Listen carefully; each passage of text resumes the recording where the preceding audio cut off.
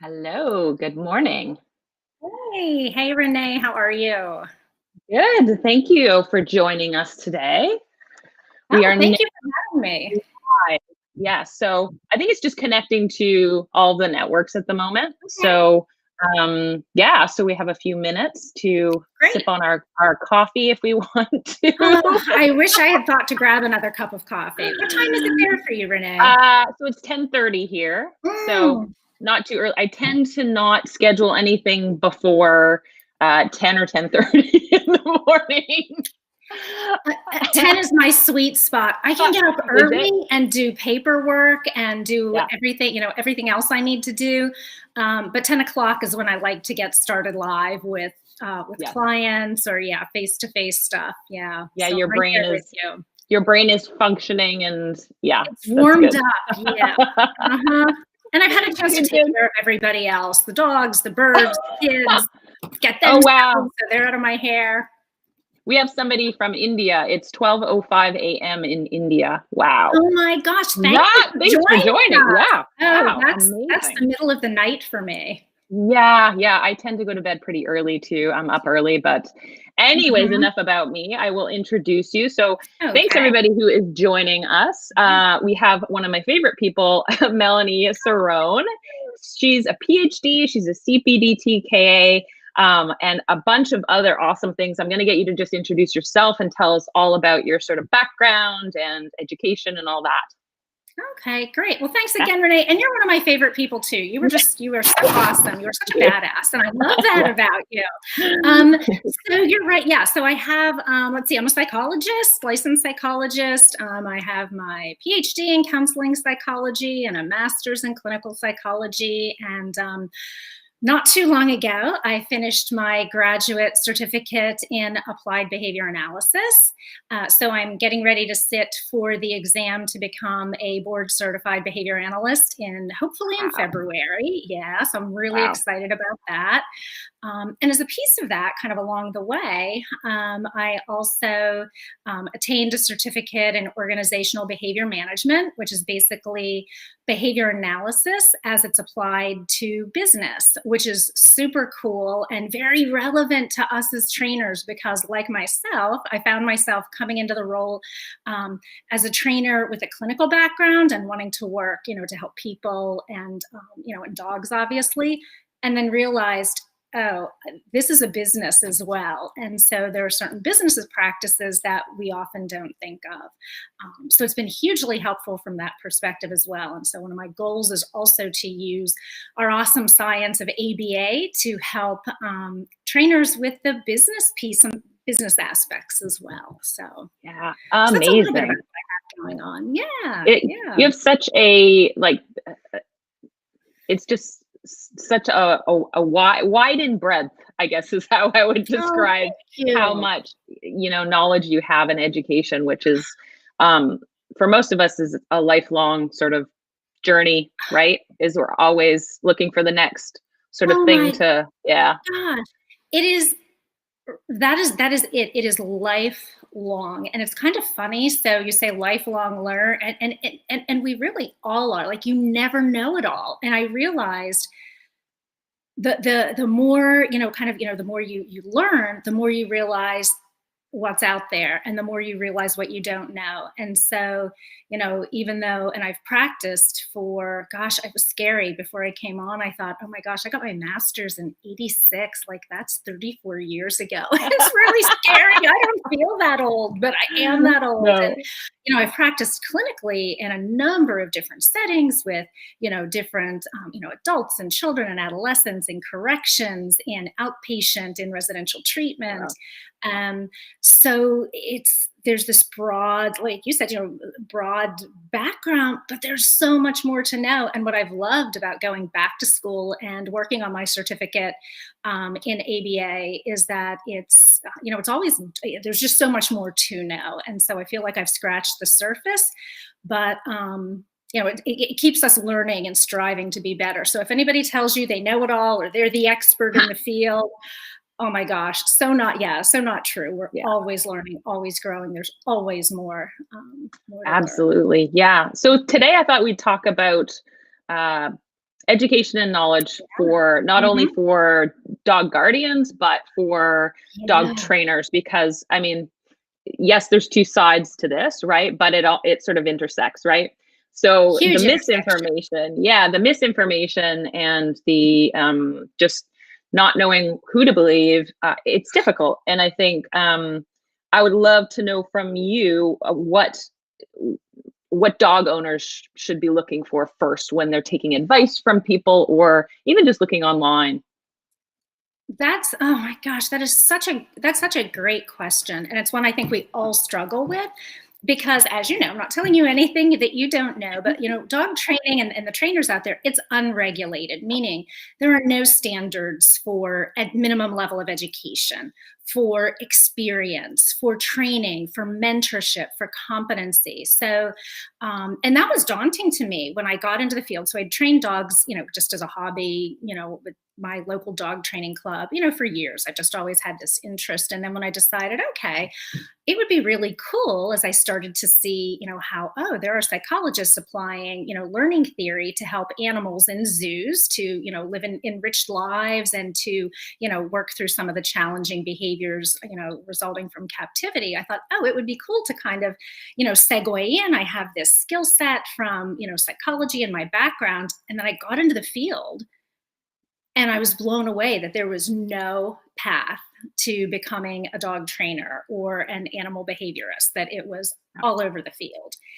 And that makes it super challenging. And it's a frustration I know that many of us share as trainers, and dog guardians, because like you, I have guardians that come to me and say, I've tried this from this trainer and that, and I've heard this, and I've done things that trainers told me, I did what they told me, but I didn't feel good about it. And it's, and then ultimately they have, unfortunately, a negative experience and they go looking. So for guardians out there who are listening now, who are looking, I one of the first things I want to say, and as I've been in the field, I realize because there is no minimum standard for trainers.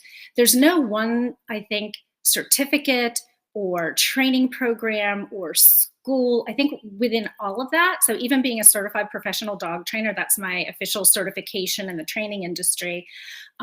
There's a wide variety, as you know, Renee, of trainers of experience level in that. So it's not like I can say, okay, find individuals that have, CPDT-KA, and you're going to get good evidence-based trainers who use the least restrictive, most effective methods. There's a wide variety of skill sets and wide variety of tools that trainers use. So I'll say to clients, trust your gut. If the person that you're speaking with, and I know in this age of, technology and being online, a lot of times, the easiest way for us to connect with our clients, initially is through email. So they'll book appointments. But I do like to talk to clients briefly, 10 minutes on the phone, so they get a sense of who I am, what I do, because I want them to vet me as well. And I want them to know, if your gut tells you that, ooh, what this person is saying, I'm not really comfortable. They're going to use what they call an e-collar, and they say it really doesn't hurt, but I don't know, I'm not comfortable with that. I want to say, trust your gut. Ask for very specifically what what tools the trainer is going to use, what their training philosophy is.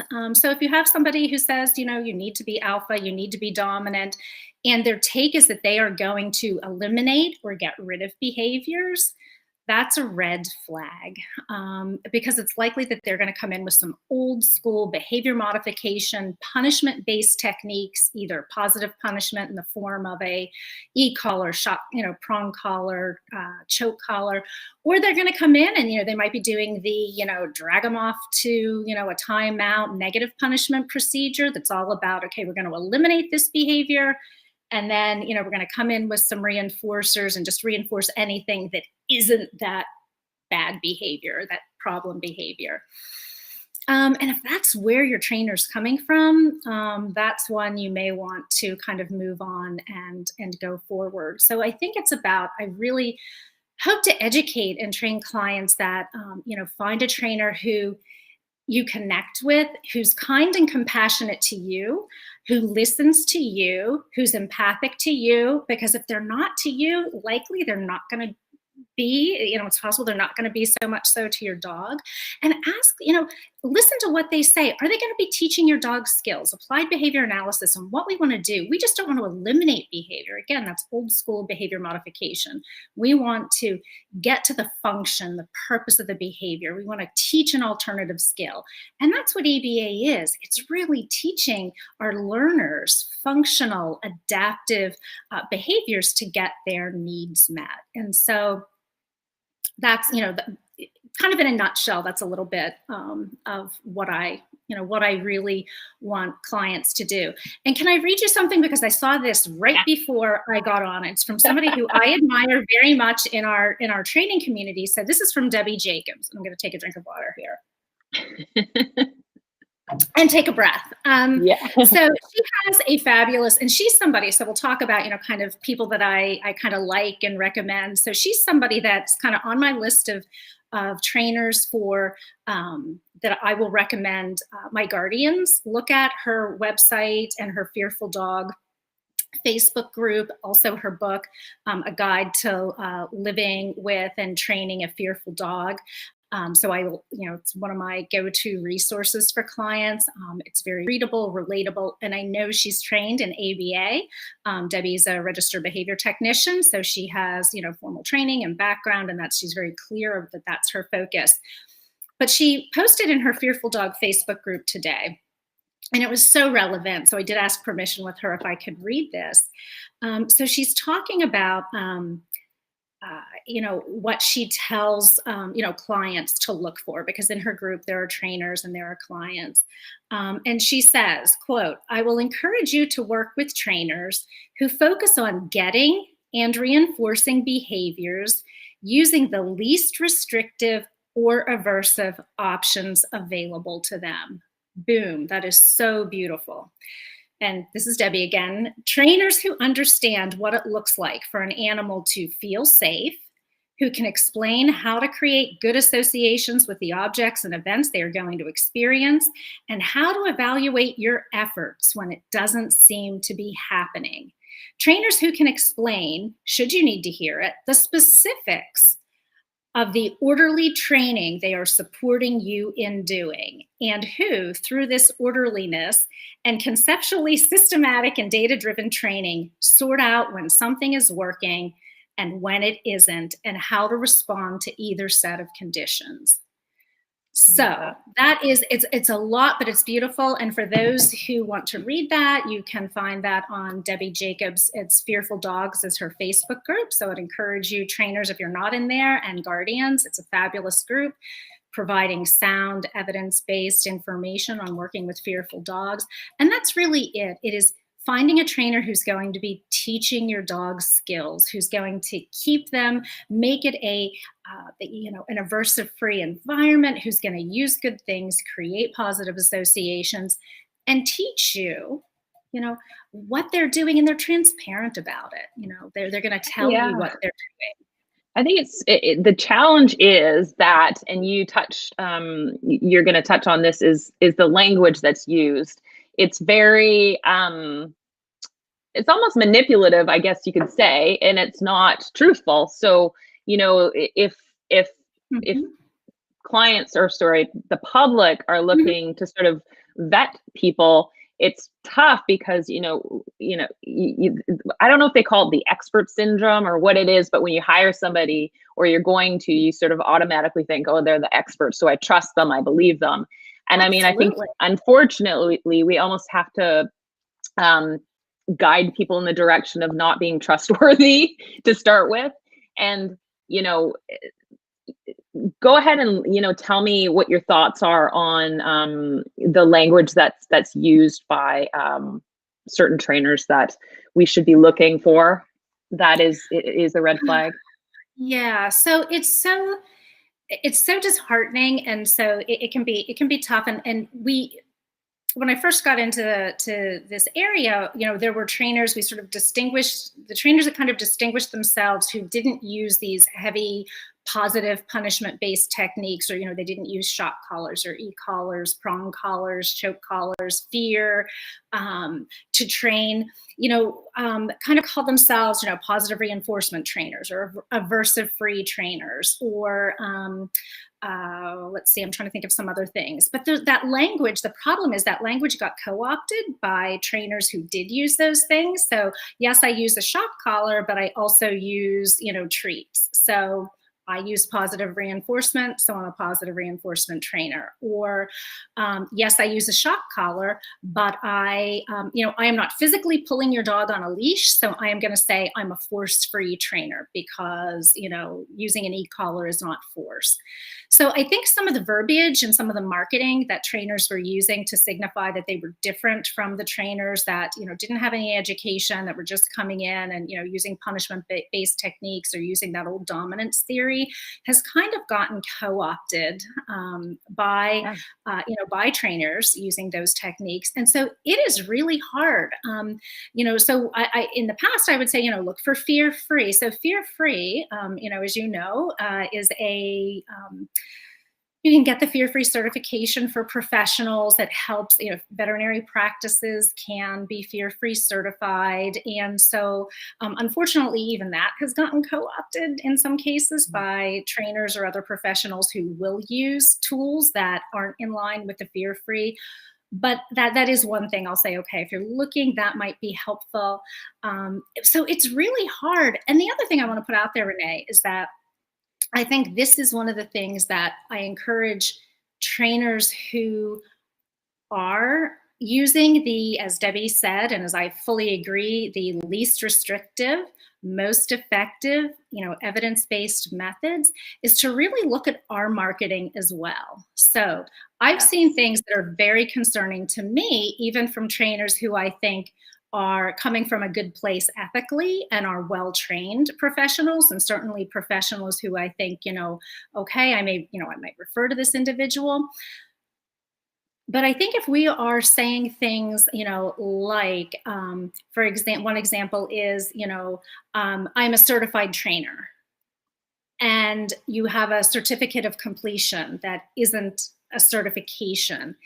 We have to be transparent about our training credentials as well. And, people may not understand what the difference is. And I think that happens often. People don't realize that, oh, when I finish a training program, I get a certificate of completion, but that doesn't mean I'm a certified dog trainer. That's confusing the public as well. Or, I'm a behavior analyst, and I've seen that on, marketing materials, or I use behavior analysis because somebody, looks at antecedents behavior consequences, but then they ascribe to, a lot of other things that aren't behavior analysis, because that term has gotten so used casually and in a conversational manner, unfortunately. So I think it behooves all of us to really look at what it is we're doing and to be transparent about it and to understand our own marketing practices, and just lets everybody start explaining things in a way to our clients that our clients can understand. We're building behaviors, we're teaching good associations, we're going to make this a positive, safe experience for your dog.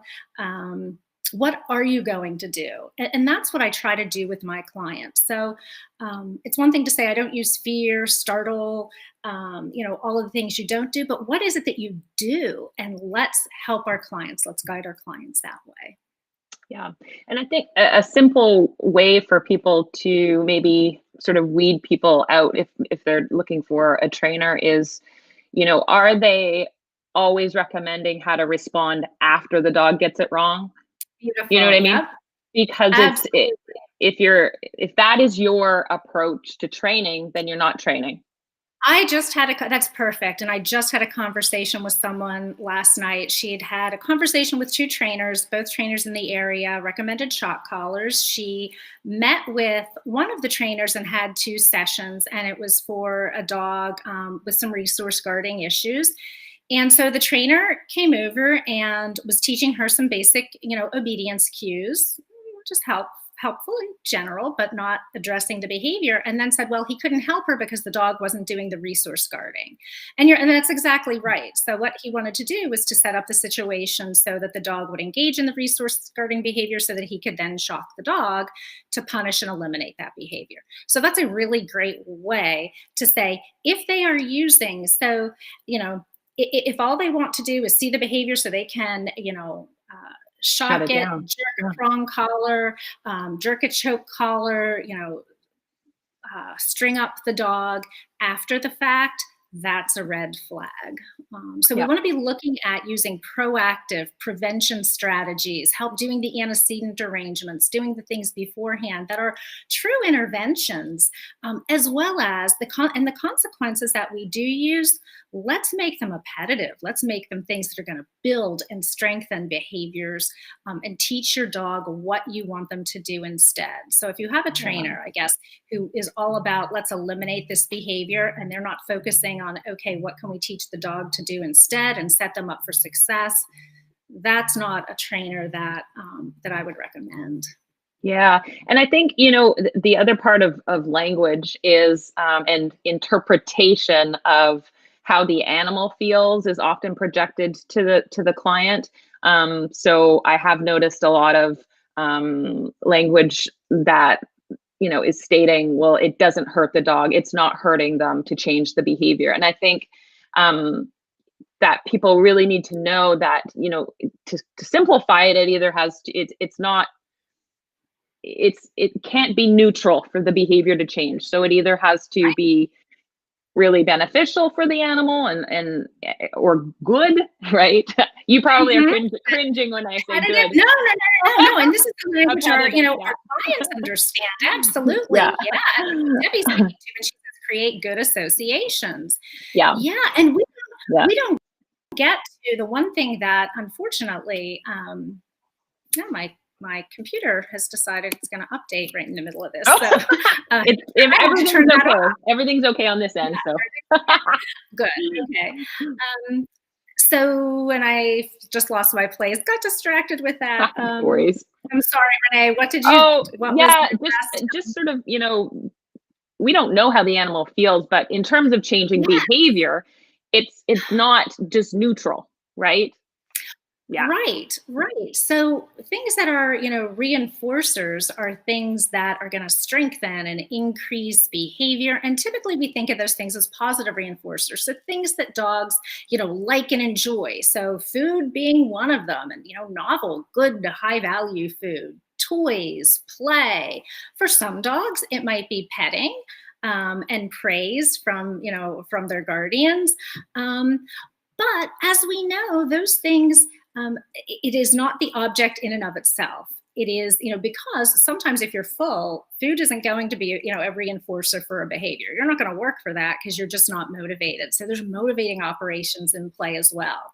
And we know with, things that are, an aversive is anything that an animal will work to escape or avoid. And it doesn't necessarily just have to be a shock or, a jerk on the neck or prongs going into the neck, although things that are, painful and scary or, definitely think of as being aversive. But for some dogs, and if we think about it, especially our dogs that come to us with a, fearfulness, even looking at them directly in the eye is something that is aversive to them. Or, reaching out for a gentle pet can be, we think of that as a positive kind of a thing that, oh, I just want to pet my dog or hug them or, stroke them. And for some dogs, that's an aversive, stimulus. And so we don't get to decide what's a reinforcer or what's an aversive for our dog. We always have to be looking to our dog to see that. It really has to be dog focused.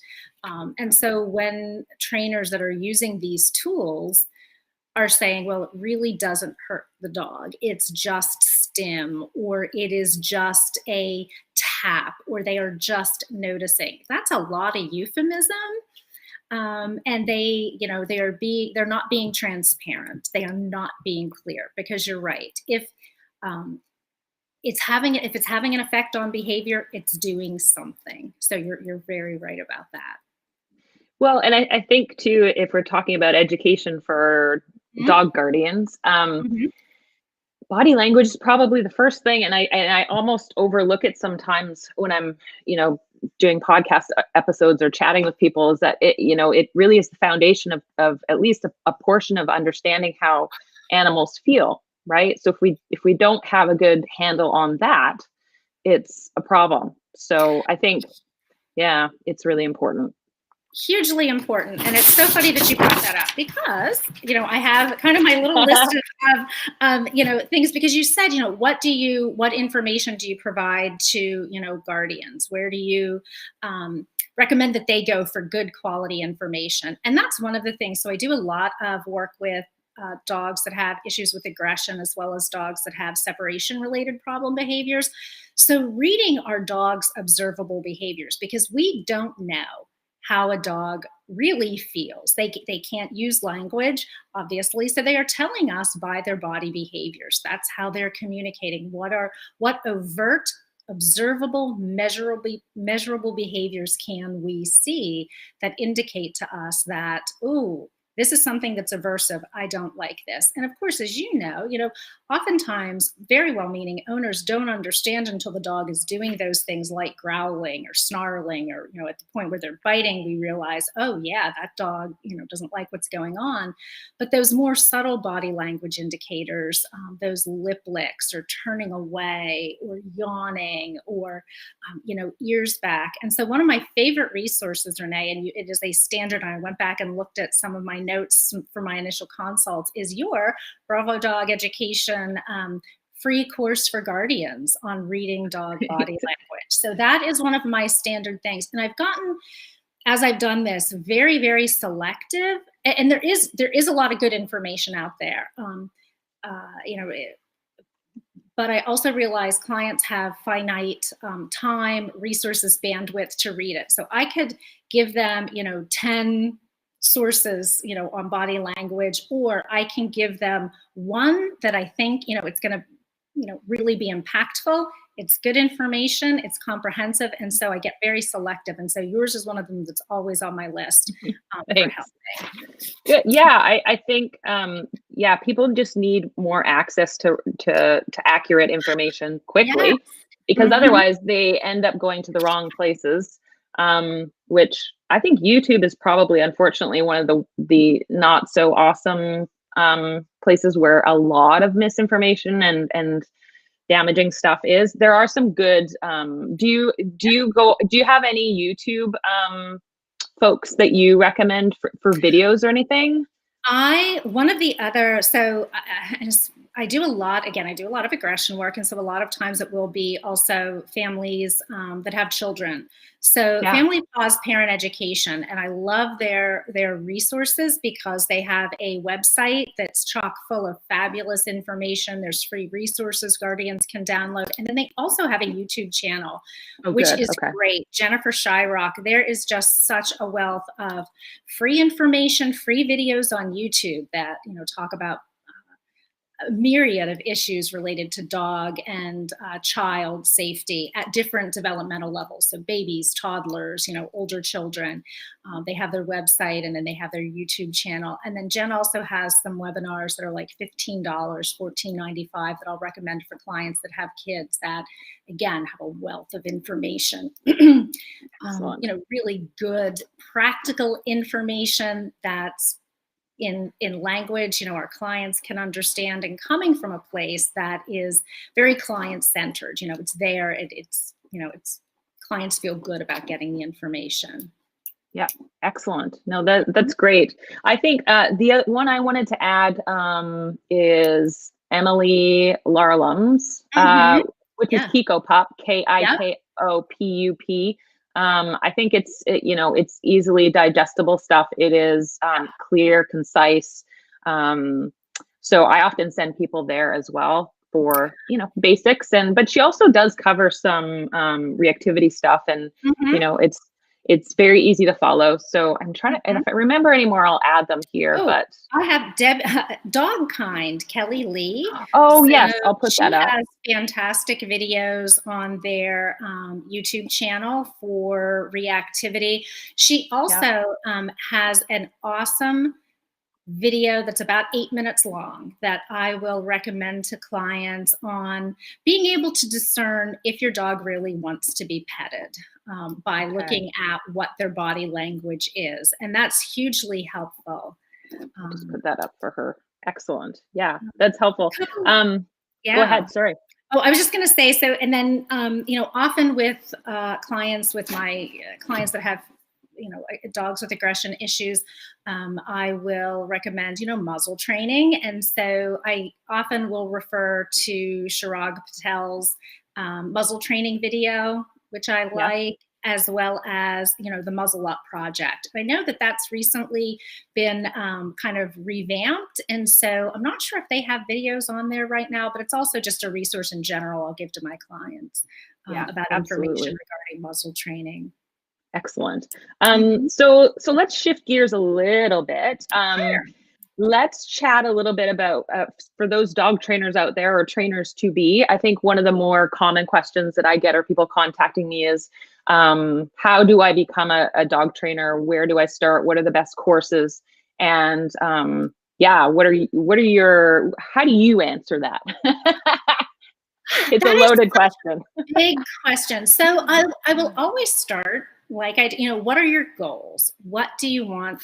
What do you want to do? Because that kind of informs me the direction that, I may point clients. And so one of the things, Renee, I've realized coming into this field, and I'm hoping at some point, though I'm not sure it'll happen in my lifetime, I hope there's some level of regulation in the dog training field. And so if clients are able, if they have the time, they're able to, they have the emotional bandwidth, the financial resources, I typically will say, if you can, get a formal education in applied behavior analysis.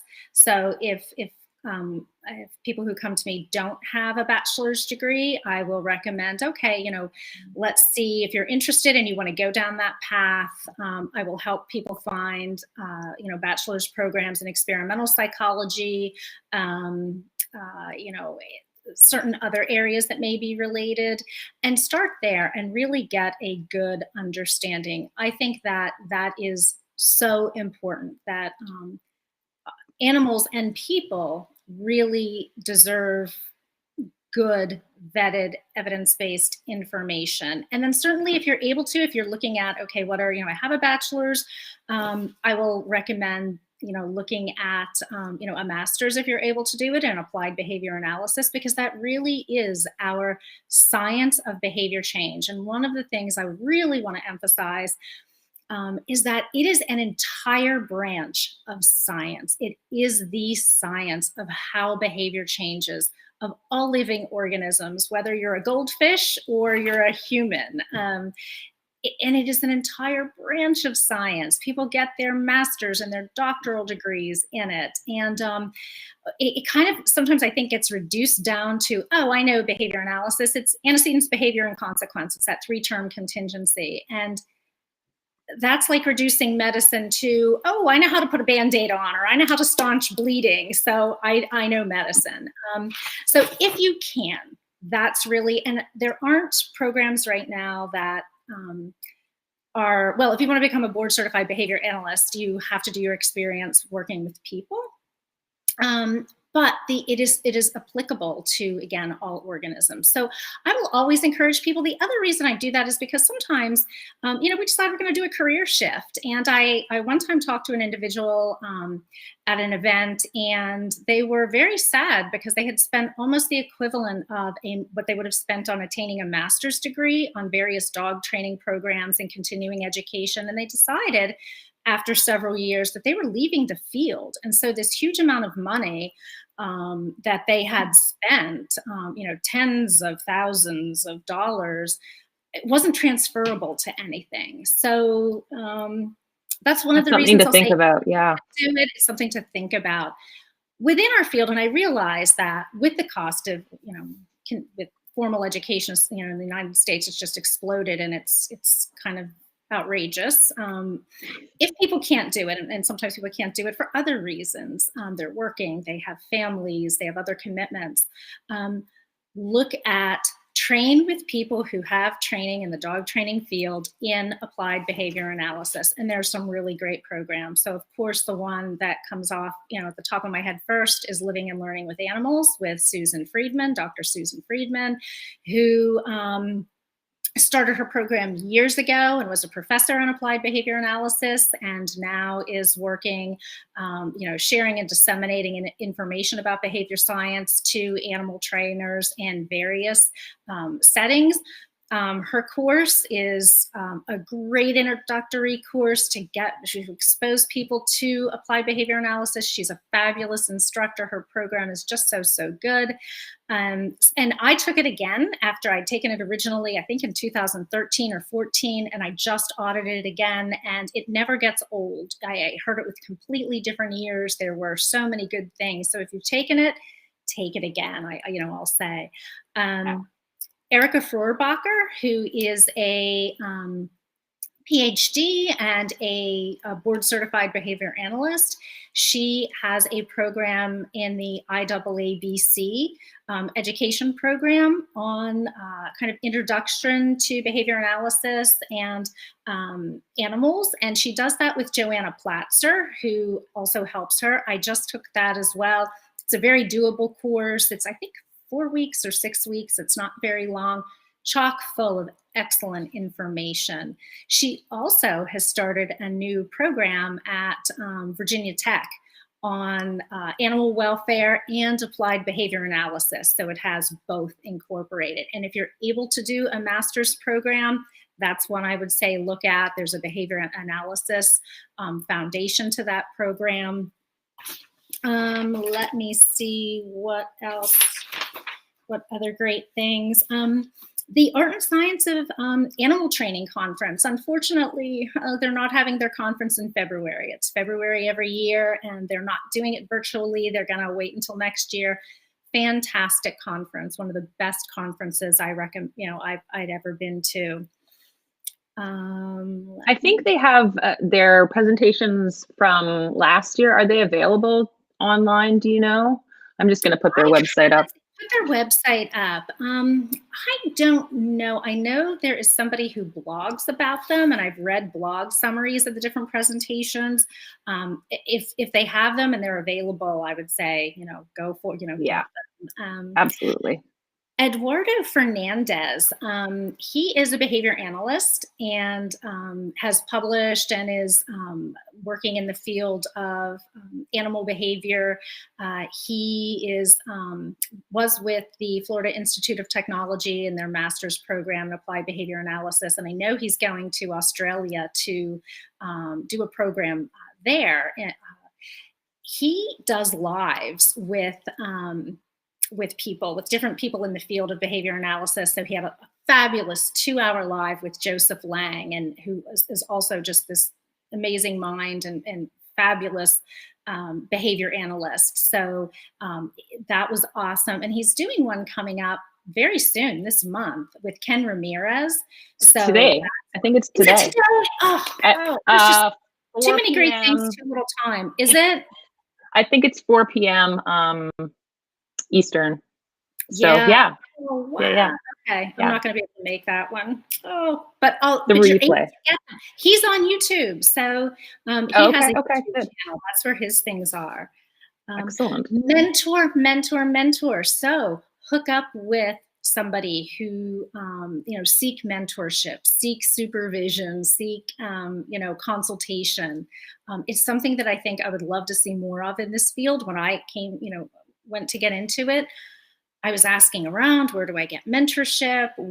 Who provides, supervision or consultation? Because it's just such an accepted model in psychology. It's just what you do when you're learning a new skill or you're learning, getting a new degree. And I think it's because our field is just so sort of fragmented and a little bit, well, because it's not regulated, it's all over the place. So I think that's where the structure is sort of lacking. for a lot of us. I mean, I didn't have a mentor. Really, I sort of floundered my way through. Oh, girl, so many of us are A right lot there of with us. Yeah, so I think it's really helpful because of the rate of, well, for so many reasons, but rate of burnout. You know, if you don't have the support, it's really emotionally taxing work, and yeah, if you don't have some guidance, it's not, it doesn't end up being why you got into doing what you're doing, if that makes sense, right? Because Oh, right. yeah, Absolutely. it sort of unfortunately turns to a negative if you're not careful. It So is, you are absolutely right. There are so many minefields. You can definitely get stuck. And believe me, I felt that at one point. I thought, oh, mm, wow, I am kind of out of here. This is yeah, not what I expected. But if you can find, there are fabulous people who love learning, who know their stuff, who want to share it. Debbie Jacobs is another person. So she's on kind of both sides for me that I'll refer guardians. And I know she's coming up with her own I believe courses that are based in, disseminating information on applied behavior analysis. Sarah Matters, who is also in Vermont with Debbie, and they collaborate. And Sarah has a farm in Vermont. And I know she has had Leslie Merkham, Ph.D. and behavior analyst at Monmouth University. She has had her there at the farm, providing seminars and workshops and things. So she's going to be offering more of that, hopefully, post-COVID. And she's also going to get her graduate certificate in applied behavior analysis. So I know that, again, there's good information coming from her as well. So there are people out there. yeah. And it's one of the things that I'm passionate about as well. And I will be in the new year, looking at providing that. I'm doing a little bit of mentoring now and consultation, and hope to be doing much more of that in the future. Yeah. Excellent. Yay. So I was going to ask you to sort of start wrapping things up. What's up next for you? How people can find you if you want them to find you. You are so awesome. I want people to find me. So it's been, the frustrating thing for me is that obviously, I think for all of us, there's not enough hours in the day. And so I had been hoping to be able to offer and to have my website revamped and to be able to be offering some, educational courses by now. And for those people who can't. And so I will say, again, transparency. When I do offer courses, it will not be a substitute for a formal training in behavior analysis, but I do hope to be able to provide and kind of bridge that gap for people who want the information and can't for whatever reason. And I want to make it accessible so that it is, financially accessible, and so that people get interaction with me, because I know they need that. It's not something that you can just kind of read on a page and then but it's been slower rolling out than I would have liked. So you can find me, my current website and where everything is Melanie Cerone, Ph.D.com. And you can reach me at melanie@melanieceronephd.com. I do have Facebook and Instagram. I have to be more active. As I was wrapping up my 2 ABA programs, I have kind of let that slide a little bit, and as I'm preparing to take the exam in February, but again, things will gear up again after that. But it's something I love to help people. I will talk to people about, what's the best fit for me educationally, where can I go, help people, with their interests. Yeah. Well, you've provided a lot of information today. I think hopefully it helps some dog guardians out there and some trainers and trainers to be just sort of, trying to decipher, where do I find the best information? Who do I believe? What kind of language are we looking for? So I want to thank you so much for joining us today. It was a great chat. We probably could talk for hours, but I find that with a lot of guests too. It is, absolutely. That's what I said. How many hours do we have? But we'll do it again. 1 or 2 pearls people can take away, and it's definitely good blog fodder too. So this is a nice idea for me. Okay, maybe I need to put some of these things in writing and disseminate it. So. Yeah, absolutely. So thank you so much for joining us. Yeah, and we will have you back again sometime soon. Thank you. Talk Thank to you soon. you. Take care. Okay. Have a great Take weekend, care. You everybody. too.